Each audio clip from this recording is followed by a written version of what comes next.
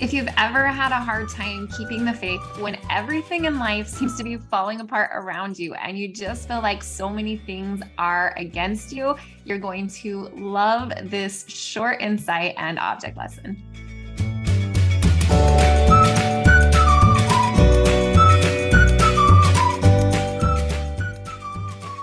Hi, I'm Jamie Knapp, and welcome to the channel where quick insights and tips make raising kids in the gospel so much easier and a lot more fun.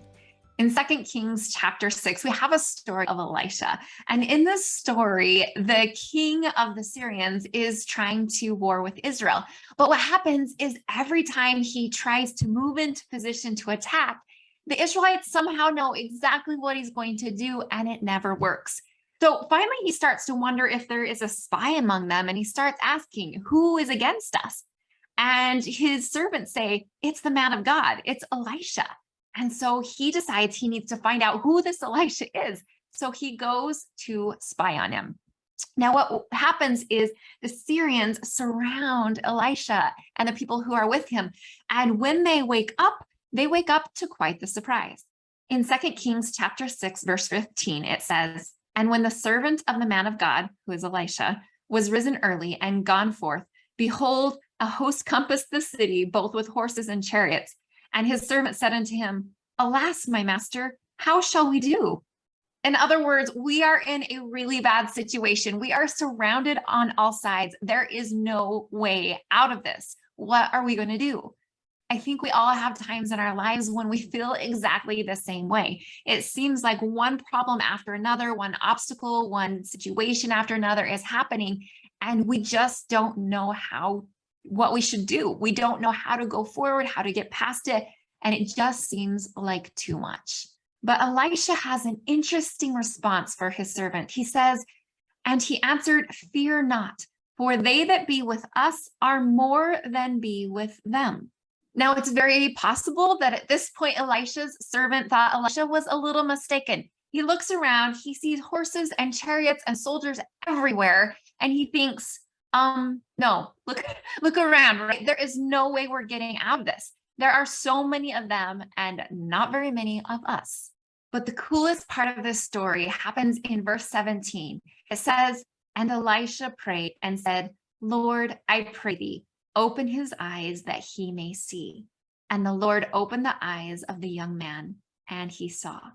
And behold, the mountain was full of horses and chariots of fire round about Elisha." Now, the reason that Elisha had told his servants to fear not is because Elisha could see the chariots. He knew that the Lord had his back. He knew that the chariots of heaven were there and that they were safe and that everything was going to be okay, that the Lord would fight his battles and that they were well protected. Now, the servant did not know that. All he saw is all of the opposition and all the reasons they were going to fail. And because of that, he felt fear. It was a natural response to what was around him. Now, all of us end up in that same situation. We see all of the logical reasons why things are not looking good, all of the problems in front of us, and our natural response is fear. Well, the opposite of fear is faith. And faith means that we trust God will fight our battles. So how do we do that? How do we have faith when we're in that situation where we see all of the reasons that things are stacked up against us? Well, I think the scripture we read is a good indication. It says that the Lord opened the eyes of the young man because Elisha prayed and said, Lord, I pray thee, open his eyes. Elisha prayed that the servant would be able to see the Lord's hand, that the servant would be able to see the Lord's protection all around them. And we can do the same. You see, fear happens when we focus on all of the things in front of us instead of focusing on who stands beside us. When we remember that the Lord is with us, then that fear goes away because we know that when the Lord is with us, it doesn't matter who is against us. And that is how we get rid of the fear and anxiety that pops up in our lives when we see things stacking up against us. We have to simply remember that it doesn't matter what's against us. What matters is that we focus on who's with us. So how do we do it?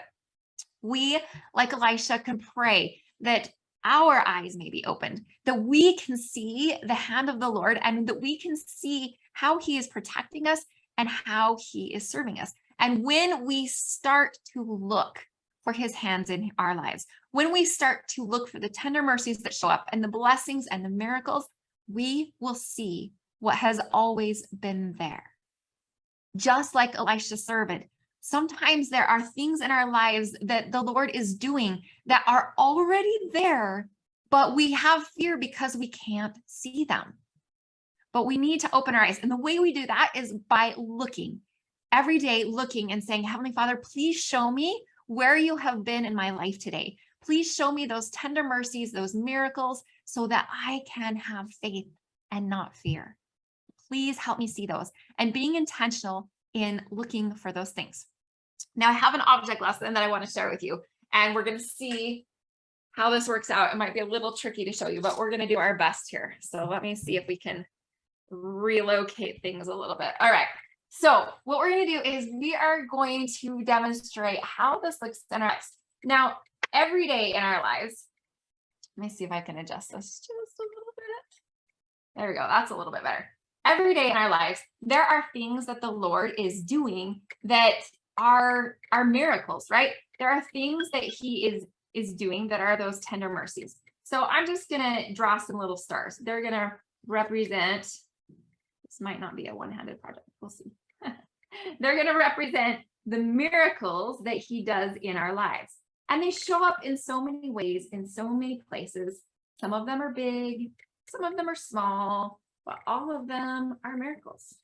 Now, the trick about those miracles is that so many times we don't see them.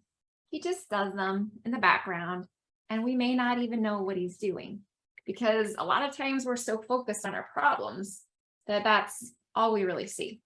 And so even though he has done so many miracles in our lives, they're so hard to see, and they're almost invisible. If I were to let this dry, and you can do that when you try it yourself, if I were to let it dry, it would be invisible. We wouldn't be able to see any of those miracles, but they're there, right? They're there.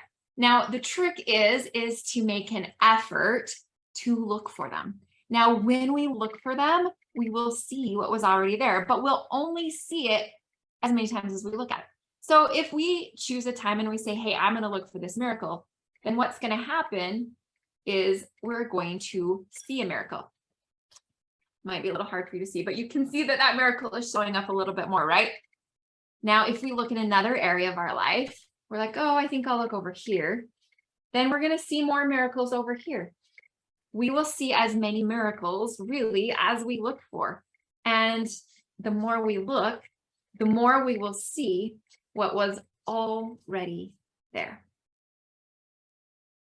There are so many miracles in our lives, so many ways the Lord helps us. And when we choose to look for them, by choosing every day to say, thank you, Heavenly Father, for, and intentionally searching our minds for what he did during the day, the more we do that, the more miracles we will see. And instead of fear, we will feel faith, because we will know that the Lord is by us, and that they that be with us are more than be with them.